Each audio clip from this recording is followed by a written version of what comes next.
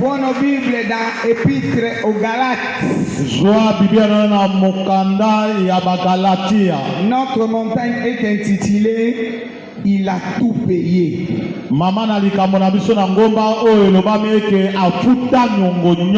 Donc Christ a tout payé. On avait tiré dans Ephésiens 2. 2, versets 4 et 6. Mais moi je suis encore aux Galates. Je lis pour nous au nom puissant de Jésus. Amen. Galates combien? Galates chapitre 1er. Je lis pour nous au nom puissant de Jésus. Amen. Paul, apôtre, non de la part des hommes.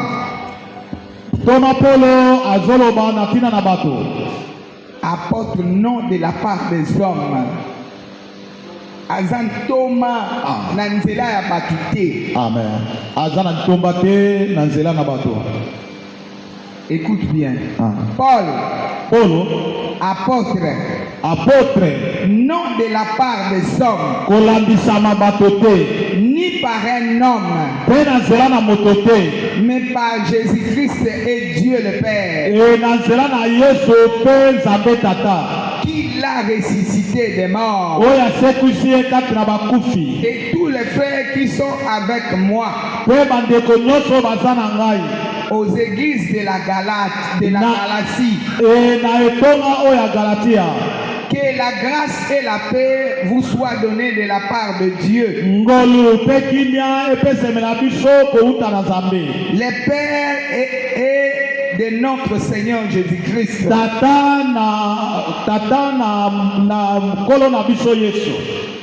qui est donné lui-même pour nos péchés.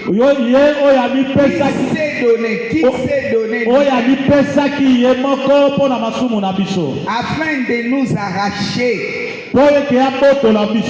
du présent siècle mauvais, selon la volonté de notre Dieu et Père, à qui soit la gloire au siècle des siècles. Amen. Amen. Je continue 6e verset. Ça, c'était la prière de Paul. Je m'étonne que vous vous détourniez si promptement de celui qui vous a appelé par la grâce de Christ.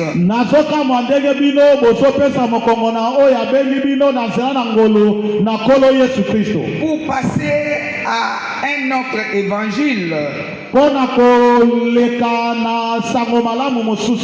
Non pas qu'il y ait un autre évangile, mais il y a des gens qui vous troublent et qui veulent altérer l'évangile de Christ.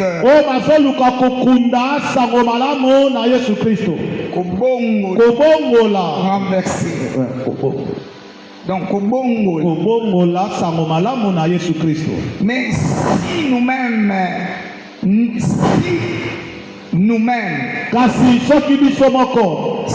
un ange du ciel annonçait un évangile s'écartant de celui que nous vous avons prêché,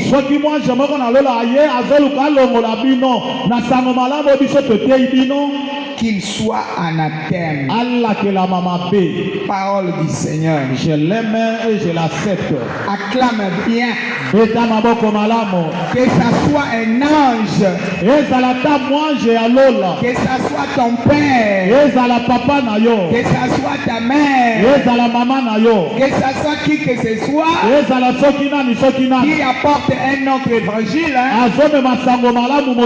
qu'il soit anathème.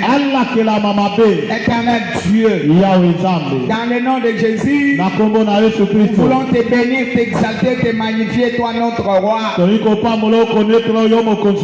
Que je diminue, que toi tu croisses. Toi qui connais les besoins de tout un chacun ce soir. Papa, nous sommes venus assoiffés, troublés par ce monde, par les gens de ce monde. Ils nous ont troublés. Nous venons épuisés. Nous venons épuisés. Nous venons avec notre charge auprès de toi. Car c'est toi la source de toutes choses. Ce soir nous sommes là. Étanche nos soifs. Relève nos têtes. Console. Bénis-nous. Combat pour nous. Garde nos cœurs en paix. Pour la gloire de ton nom. Je menace celui qui vient voler, qu'il soit anathème. Saint-Esprit, prends-nous en charge dans ta révélation du début à la fin. Au nom puissant de Jésus, avec les amis, nous disons merci Seigneur Jésus-Christ. Merci Seigneur Jésus-Christ. 3 fois Amen. Amen. Amen et Amen. Acclame le roi. Acclame bien. J'aime décrire les crimes avance. Je prêche un Dieu vivant. N'oublie pas que le tombeau est vide. Alléluia. Amen. Nous opérons dans la dimension de ressuscité.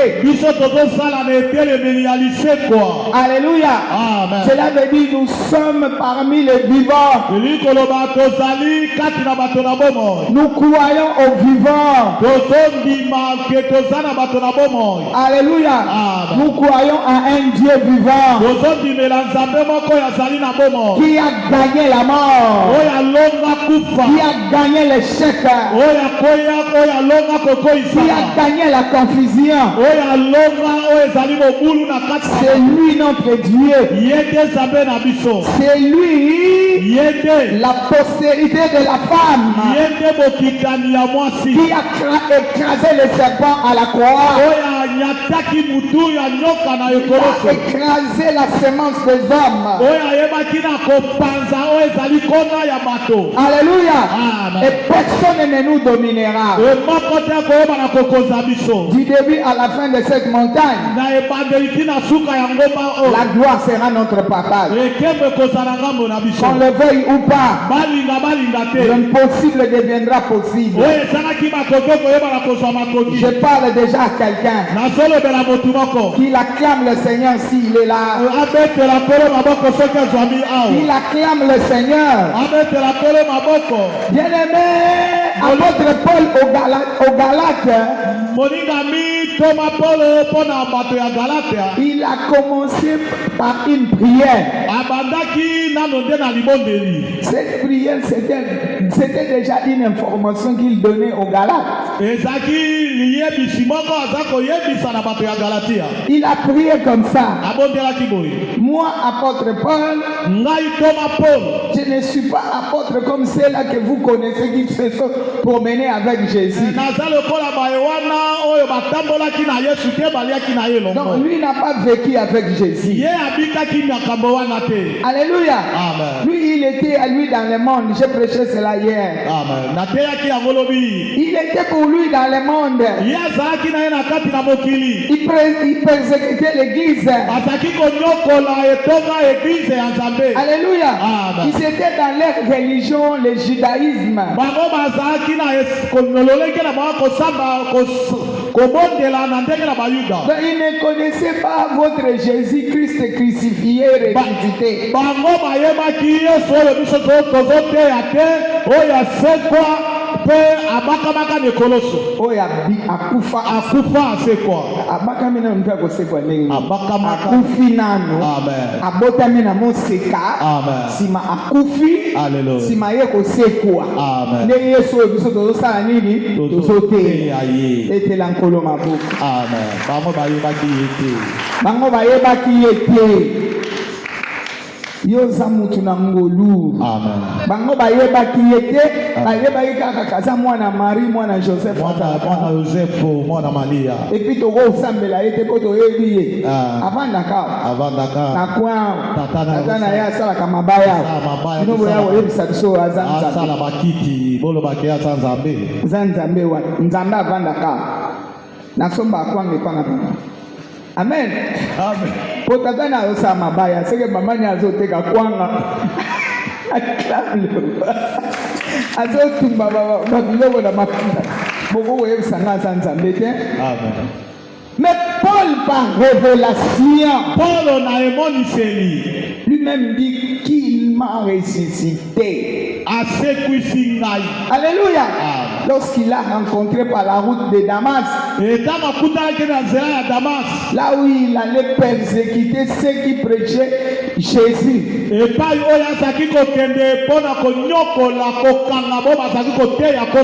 qui se réunissaient au nom de Jésus,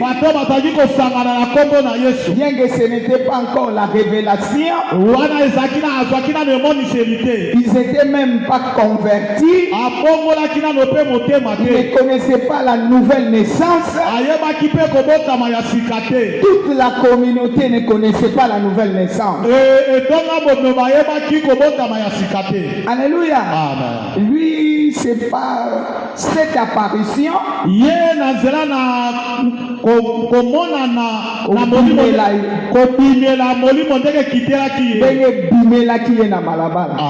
Amen. Paul bimela ye na nzela. Azokende kwatsa makina nzela. Soki lelo bazosambela kuna bakoye. Na kobeka bango bafimbo kuna. Akomi na coin awa. Moi moko kweye pa. Paul kiteli ye mala moko. Kweye mabele. Alléluia. Et comment tu n'as Paul? Pourquoi tu me persécutes? Paul a dit au Seigneur Kolangai. Oh Seigneur, Kolo, alors, ça berger harmonique. Ça ngai Jésus. Ça ngai Yesu. Ngai Jésus. Ngai Yesu. Oh yozo nyokola. Amen. Et à partir de ces jours-là, il n'était plus le même.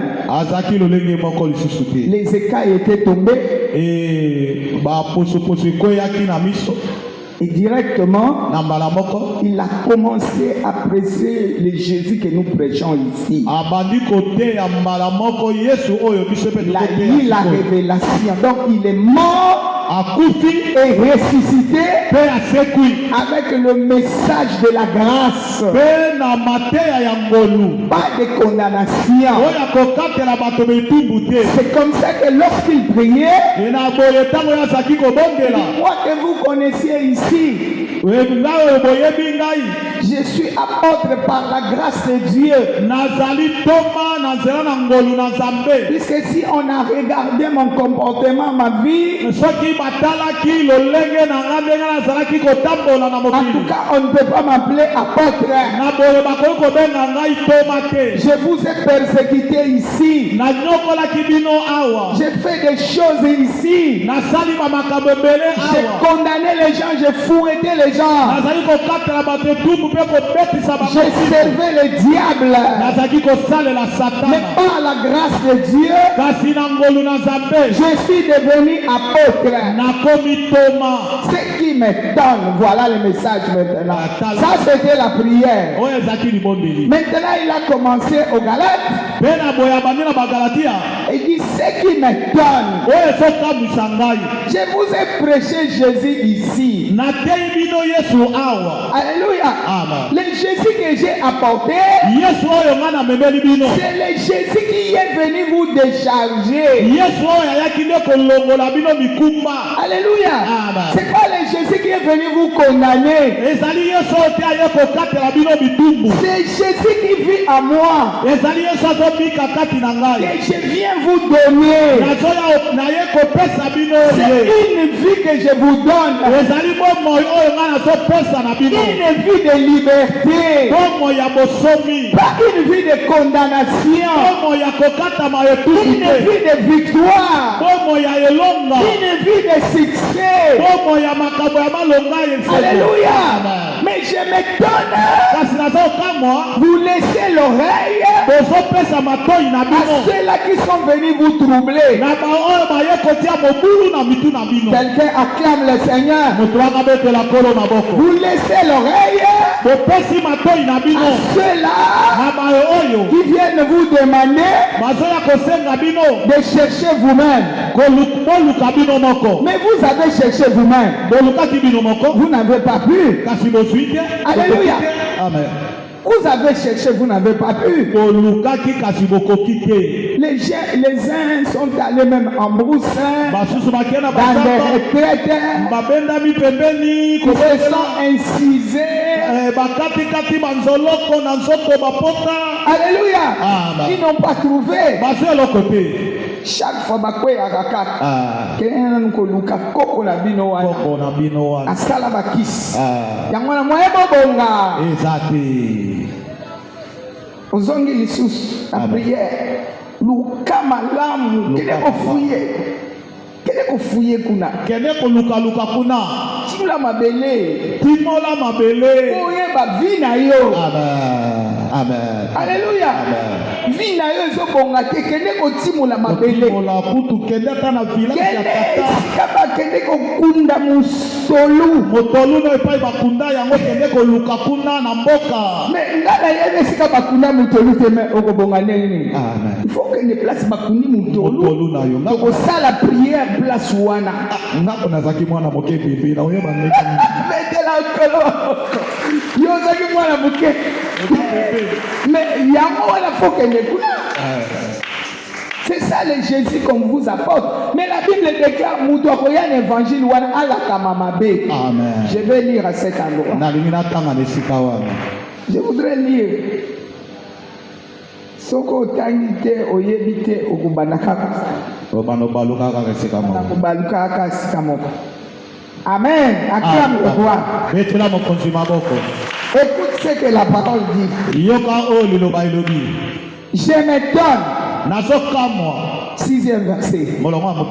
Je m'étonne que vous vous détourniez si promptement de celui qui vous a appelé par la grâce de Christ pour passer à un autre évangile.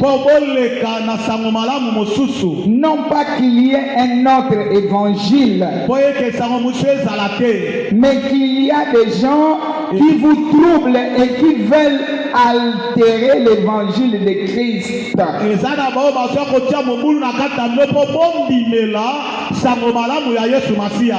Amen. Il y a des gens qui amènent un autre évangile. Cela veut dire qu'ils amènent un autre enseignement. Une autre façon de prêcher. Par rapport aux douleurs, par rapport aux souffrances que vous avez, par rapport aux problèmes que vous avez rencontrés. Par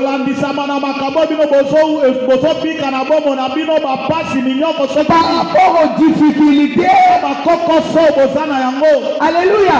Allez, on vient vous prêcher autre chose. On vous dit que vous n'avez pas bien prié. Alléluia. C'est que vous priez là. Vous êtes en dehors. Mais nous nous sommes sauvés par la grâce. Nous ne sommes pas sauvés par nos efforts, non par nos œuvres. C'est comme Paul. J'ai pris Paul puisque c'est un exemple piquant.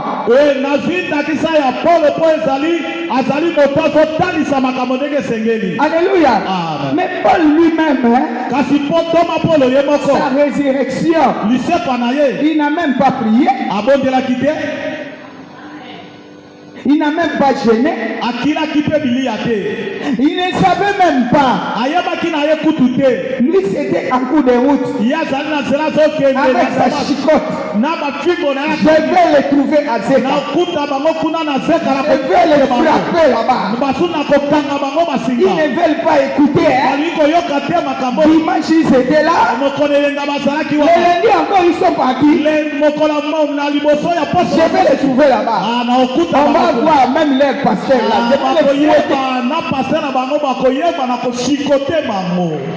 Quelqu'un acclame le Seigneur. Arrivé seulement au coin ici,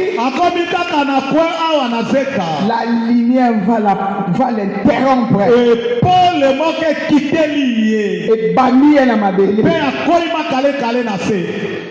Nani kuta ebisa keke wana Seigneur. Kwa bengi le Seigneur c'est qui? Acclame le roi. Lui-même, il a changé de langage lui-même. Lui qu'on voyait, il frappait les gens. Les persécuteurs. Il commence à prêcher autre chose. Et il défend autre chose. Plus que même ceux-là qui ont mangé avec Jésus. Lui n'a pas vu Jésus. Lui, il est comme nous. Alléluia. Il a seulement appris par révélation. Et puis il a écrit plusieurs livres. Alléluia. Et Mikanda oya koma ezana nguya ya kobikisa batu. Ezana nguya ya kokangola. Mateya na ye yango esalaka ke soki mutu asosoli yango akena bondoki abotoli mutu. Abondeli nguya ekiti. Mabolongo ya Satan efutira makate esanini efukami. Asukaka likambo asuki likambo. Mutu akokaki kotombola mutu tasanini atomboli mutu. Quelqu'un acclame le Seigneur. Alléluia. Bien-aimés, nous sommes sauvés par la grâce. Nous ne sommes pas sauvés par nos œuvres. Alléluia.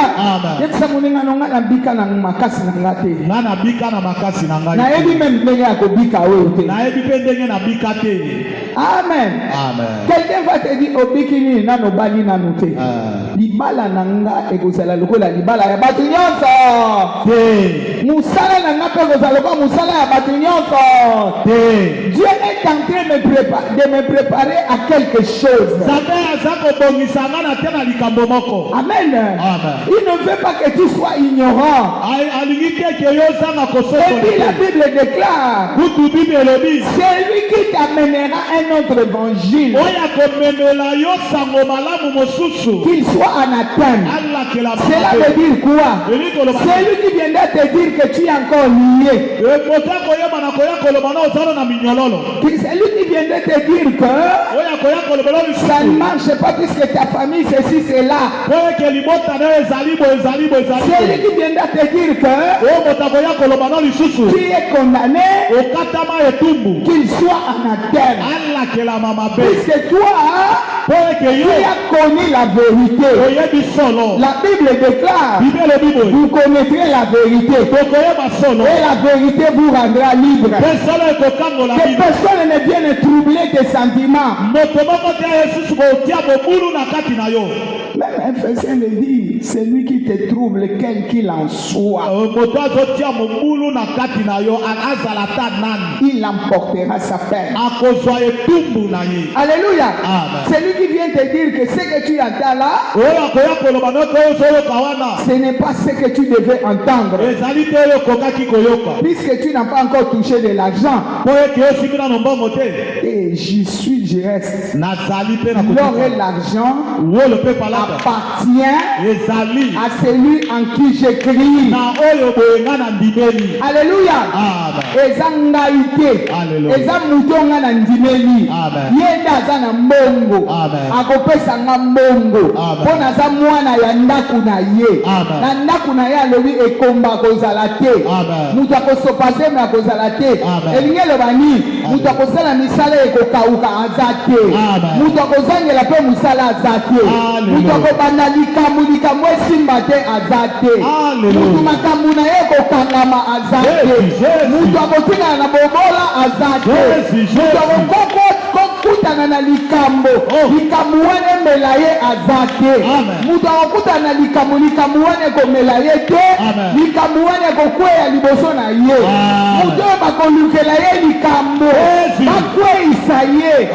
Akokoka kokweyisa ye te. Akotambola na mai, akotambola na bobola, akokota na nzala, akobima na nzala, akobima na matanga, akobima na mai ya miso, akotambola mutu, akosima mbongo, bato bayebaki akosima te, akolala na bandaku, oyo ye atonga te, akobuka na bilanga, oyo ye asala te, aza mutu mususu. Betela nkolo aza mutu mususu. Asombama. La charge qui devait être sur lui. Puisque leur famille, il y a des sorciers là-bas. Puisqu'il y a un chef de famille qui détermine la vie des gens là-bas. Donc le péché originel là. Alléluia. Le péché des racines là. Christ s'est donné. Christ s'est donné. Christ s'est dit prenez-moi. Kamatanga. Olingi nini kamatanga ozoluka nini ozoluka obomaye kamatanga olingo otolengongo amen olingo sani olingi amatake kamatanga ilesika na ye akila na Yesu kamubetela nkolo mato amen tuna muninga na nani akokabanga na bondoki azati akozala te Amen. Christ m'a rendu la vie. Alléluia. Amen. Christ m'a rendu la vie. Le boniko. Kotianga mbulu na mutute. Alléluia. Amen. Boniko likabonini. Otianga mobulu na mutu. Otianga mobulu na mutu maloba pamba. Kamata mobulu na yo loba ne kamata mobulu no maloba na yo kamata. Kamata mobulu na yo. Alléluia. Oyo kotelaka na bandoto. Alléluia. Tu sais comment le diable fait? Lorsqu'il a déjà mis les troubles en toi, il vient dans des rêves. Tu mets la tête comme ça. On a bazolo kanga. Kangina na kingo. Balokinga. Namono kimotote. Ulamuki malamo li Satan keba tala bajewa na kala awate nana sina sosoli oyana bashena yote na il y a quelqu'un qui a pris cette charge là motomako azwa mikumba wana bongo bapota ya Yesu ezani sina nango detali bongo kunda oyo yakotaki bongo babandi oyo alataki bilamba o bakamba linga na yango etikala wapi etikala na lita ya Lazare bimaki mais ya ye Lazare bimaka no ya ye mais ya Yesu etikalaka Lobana Satana otikala na lilita. Satana otikala na lilita. Loba bien Satana. Satana Otikala na lilita. otikala na lilita. Na ba maladi na. Na maladi na yo. Na bobo. Yebisa omoni likambo ozolanda nga nango. Likambo ozolanda nga nango. Otikala na lilita. Otikala lilita. Sozala bosenga kende kozwa kuna. Ah, papa bengo la apambola yo. So ozana makasi kende ozwa. Kende kozwa yango. Qu'on ne te suive pas avec ça. Balanda lisusu na yango te. Le diable vient te montrer comme ça. Il vient te troubler. La Bible déclare, ici même dans Galate, Galate 6, je crois 17, que personne ne me fasse de la peine, car je porte sur moi les marques de Jésus. Personne ne peut me retirer ma paix. Alléluia. Pesa mtu moro moto koboto la kimia na ngate koboto la kimia na ngate mama koboto la kimia na ngate koboto la ngai kimia azate akozala te koboto la ngai kimia na ngate koboto la ngai kimia te yebisa siko likambo wana yo likambo yo maladi yo bokono yo nzalo koboto la ngai kimia te koboto la ngai kimia te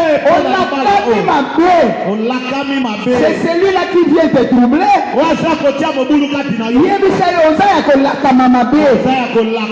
Je te maudis. Comment ça le maudit? Je te maudis. Je maudis tes racines. Tu es entré dans le territoire d'autrui.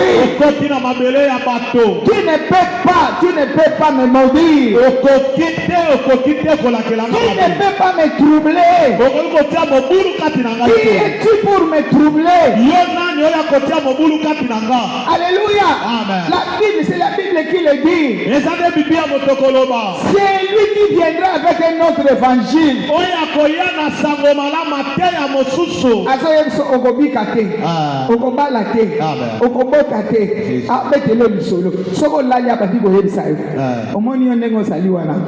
En tout cas, église wana bosana na yo monde ngosa wana je sais que yi abando ezomoni yo na libumu wana mbiambo wana okotala loba na ye moyibi loba na ye bien moyibi okoyibela nga kimia te okoyibela nga esengo te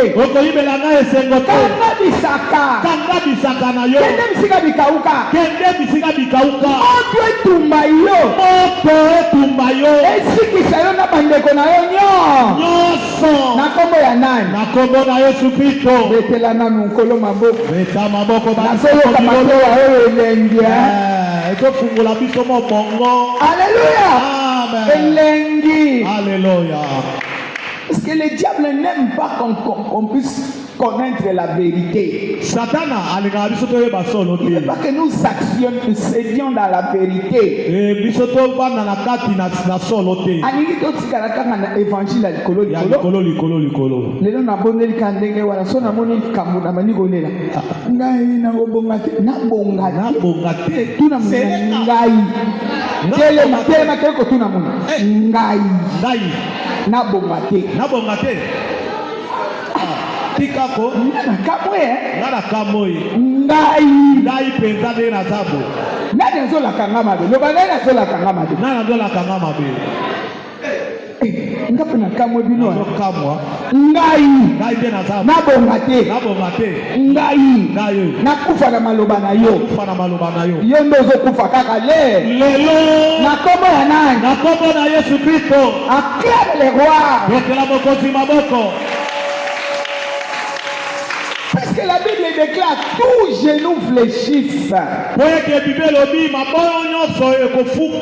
Toutes les langues. Minoko ya baluba na kutimi na bango. Amen. Bino baluba bozana coutume nini? Coutume. Soki chiba ou soki nini? Bokufa na yango. Bokufa na yango. Bino ba mongo bozanga na nini? Na nini? O zebola. Bokufa na yango. Bokufa na yango. Bino bato abandu no kinchwidi. Bokufa na kinchwidi na bino. Na bino wana. Bino ba Kongo nkita. Bokufa na bankita na bino wana. Okoja. Kufa na mkoja na yo wana. Okoja wana okufa na yango. Alléluia. Amen. Ne me dis pas que biso akoja. Biso soki te lobi boye. Mutu akoningana te loba. Mutu akoningana te. Mais ngai nazo ningana par rapport à ma foi en Jésus Christ. Yesu azanzela. Amen. Atoli nzela ponga na sala nini? Naleka. Nzela ya Christ notre Pâque. Yesu pasika na biso. A été immolé. Christ notre Pâque. Alléluia. A été immolé. Alors ngana koleka te ndenge. Yo nani okanganga na kufa? Yo nani okanganga na kufa? Okanga Yesu te okanganga. Akanga Yesu te.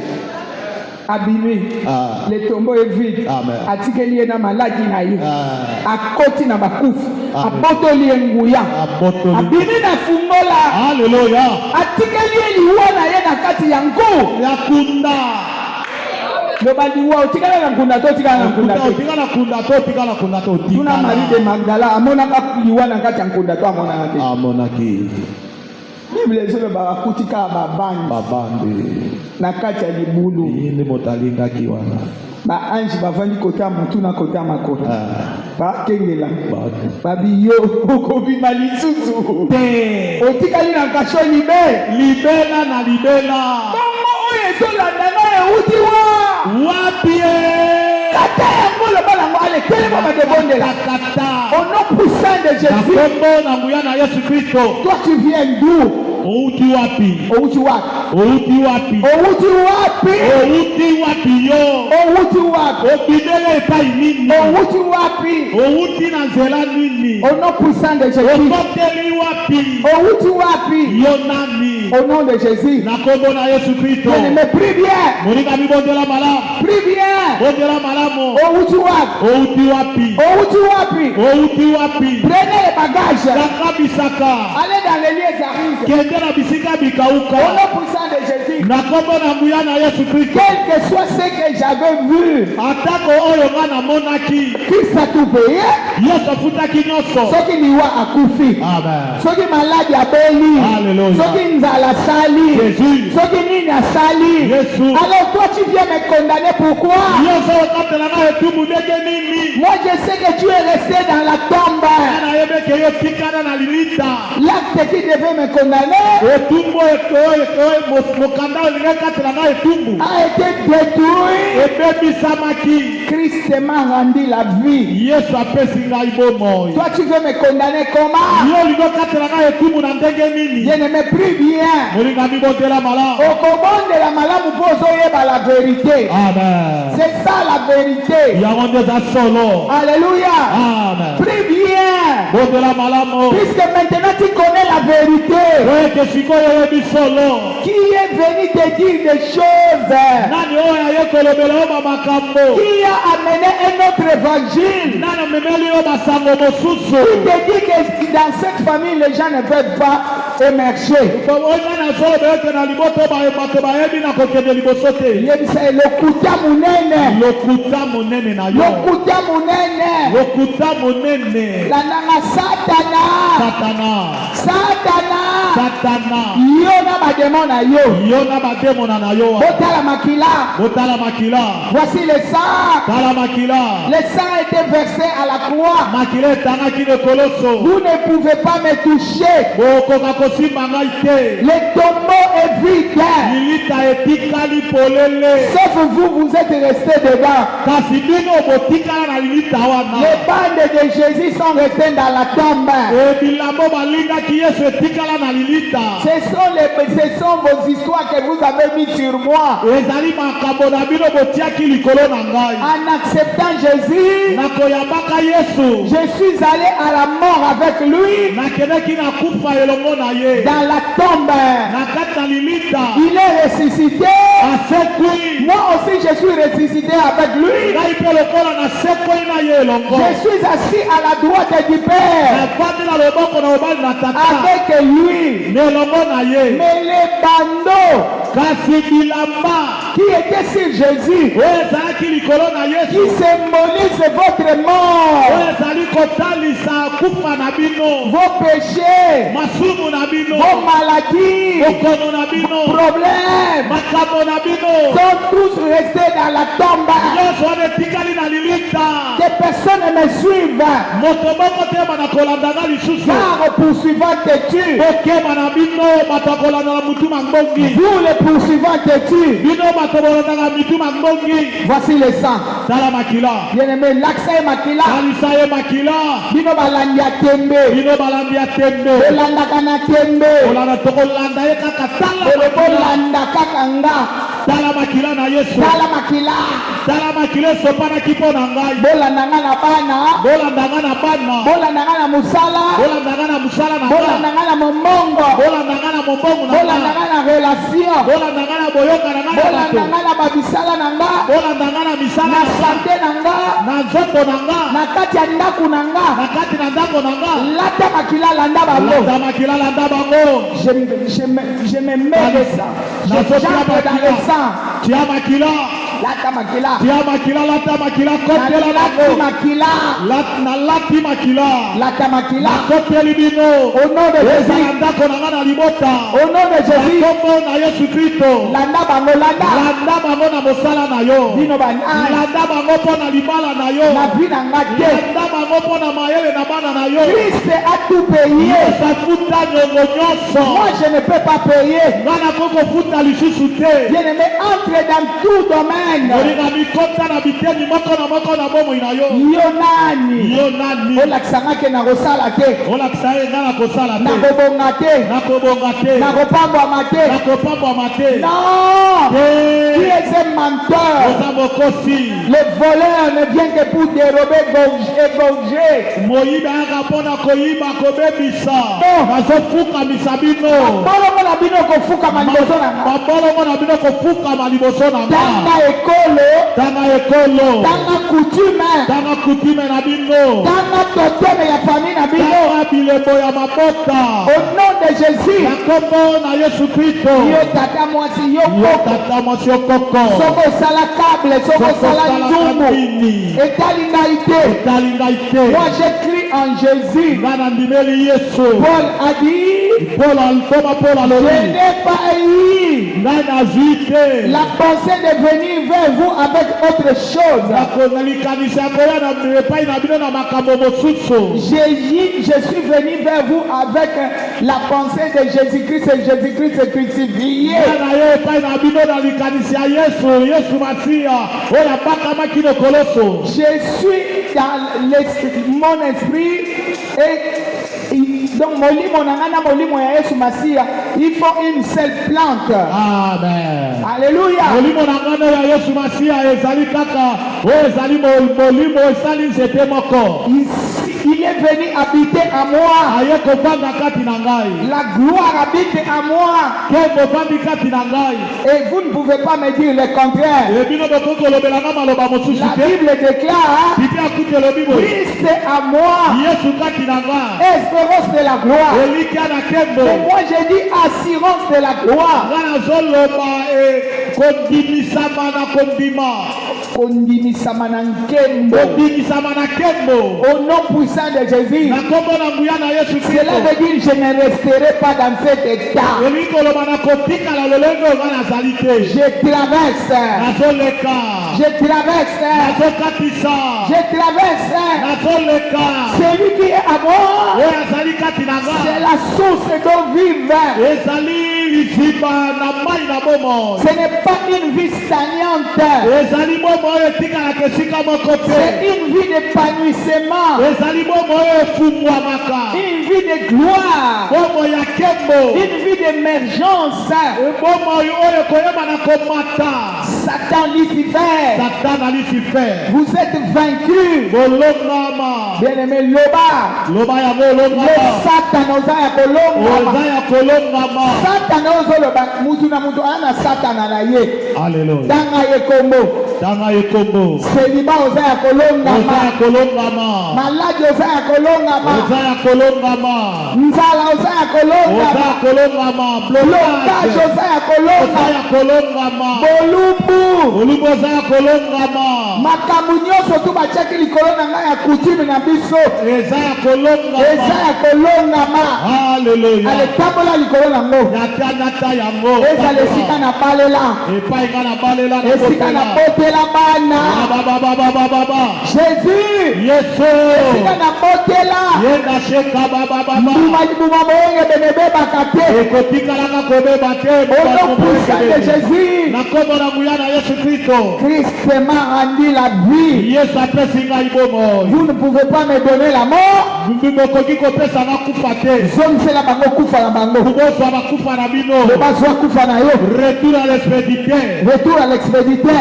Bozwa bakufa na bino. Nga na ndimeli Yesu. Nga na ndimeli Yesu. Nakozwa kufa na bino te. Nakozwa kufa na bino te. Zwa kufa na bino. Zwa kufa na bino. Ale zomisela ye. Naozongisa bino kufa na bino. Kufa soki ya nzala.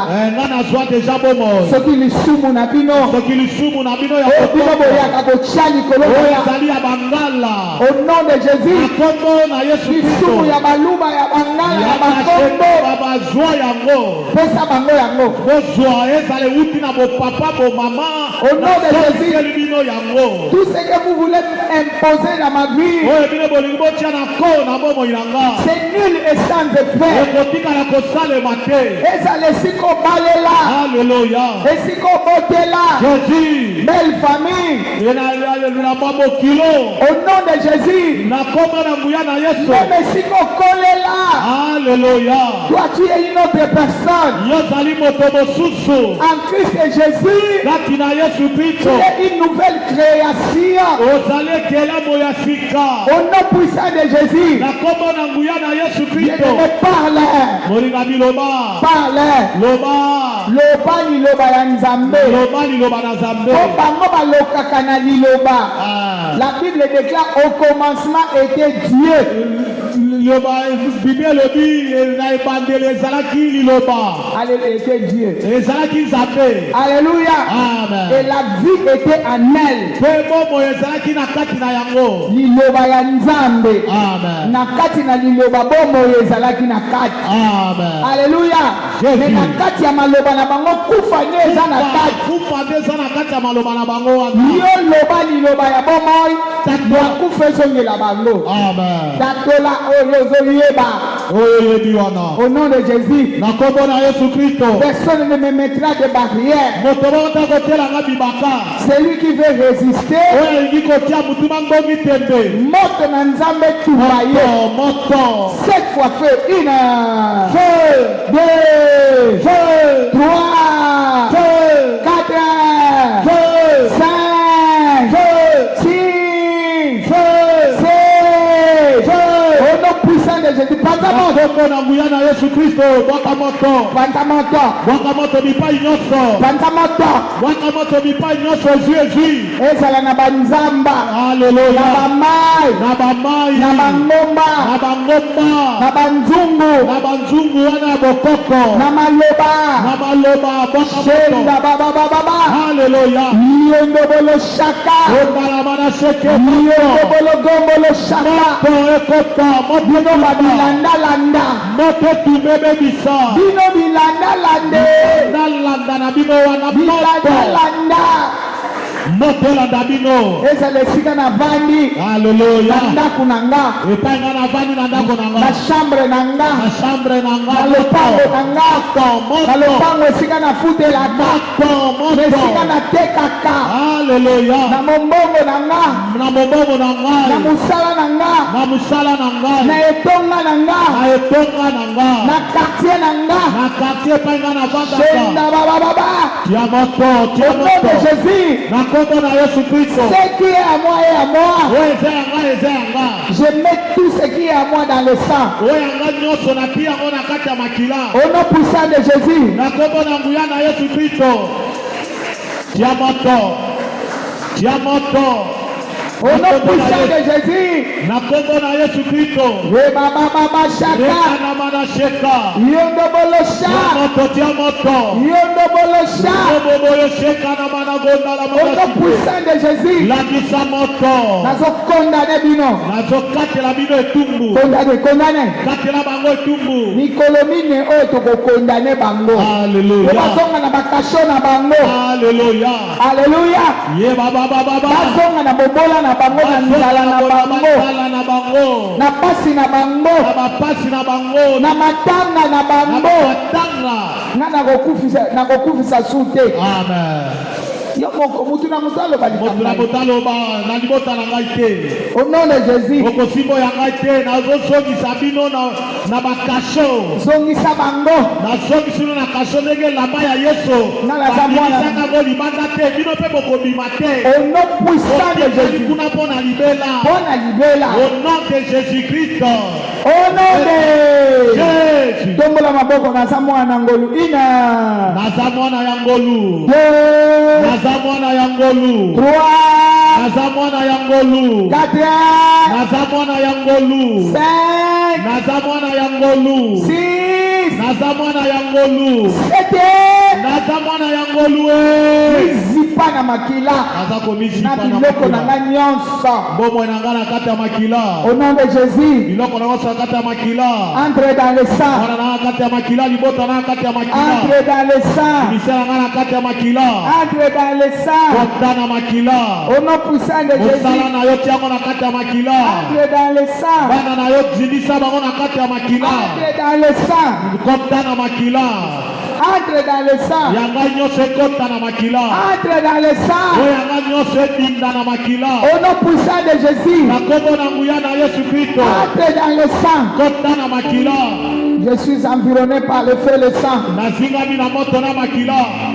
Oza suna droit na vie na nga te. Amen. Vie na nga eza épargnée. Alléluia. Bien aimé, parle. Bomo na ngeza na kati ya kobandelama. Ma vie est épargnée. Ngeza na kati ya kobandelama. Bosambwe. Simba yango lisusu te. Au nom puissant de Jésus. Na kombo na nguya na Yesu Kristo. Bosambwe. Bosambwe na bino. Bosambwe. Bosambwe na bino. Au nom puissant de Jésus. Bokoka lisusu te. Esili mpo na bino. Bosambwe.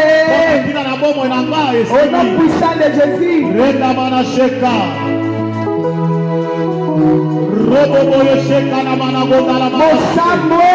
Bosambwe na bino. Au nom puissant de Jésus. Na kombo na nguya na Yesu Kristo. Bosambwe. Bosambwe na bino. Bosambwe. Bosambwe. Alléluia. Bokoka lisusu te. 7 fois plus que vainqueur. 1. Plus que vainqueur. 2. Plus que vainqueur. 3. Plus que vainqueur. 4. Plus que vainqueur. 5. Plus que vainqueur. 6. Plus que vainqueur. 7. Plus que vainqueur. Lona elonga na tetwana. Zolonga elonga na bomoi na nga. Na ndako na nga na libota na nga nazolonga elonga. Elonga. Na bomoi na nga nazolonga elonga. Reste calme. Tikala mokekini. Seulement ce qui va monter dans ton corps. Kaka oyo mata na motema na Jésus, merci. matoni Yesu. Merci, Jésus. Matoni Yesu. Shenga bagomba la. Alléluia. Jésus. Alléluia. Merci, Jésus. Matoni Yesu. Merci, Jésus. Matoni Yesu. Merci, Jésus. Matoni Yesu. Hey! Alléluia. Sheka baba. Jésus. Baba. Alléluia. Alléluia. Jésus. Yes. Éternel Dieu, Yahweh Nzambe. dans le nom de Jésus, Na kombo na Yesu nous Kristo. disons merci pour la première séance. Tolobi matonde mpona mosala oyo ya liboso. Et nous déposons la deuxième séance à la croix. Tozotika eteni ya mosala mibale mikolo. Notre rendez-vous de minuit. Pe bokuta ya biso na mabondeli na Pour banda. nous sommes enveloppés par le feu et le sang. Mpona biso tozingami na moto na makila. Je bénis ceux-là même qui vont nous suivre sur le net, Na pamboli pe ba o bazolanda biso na bitando mike. qu'ils soient épargnés de toutes choses, Bayeba na kobatelama na makambo nyonso. toute intempérie diabolique. Oyo ezali makambo nyonso mabe ya satana. Mis tombe à nos côtés, Dieu tombe à notre droite. Koto moyekwa na boko na mwasi koto so na loboko na Nous ne mobali. serons jamais atteints au nom de Jésus. Biso tokotikala kosimama te na kombo Je ya m'en Yesu veux Kristo. mettre le sang de Jésus sur les lintons de nos maisons Naleki na kotia makila na bandako na biso. et sur notre parcours. Pe na banzela na biso.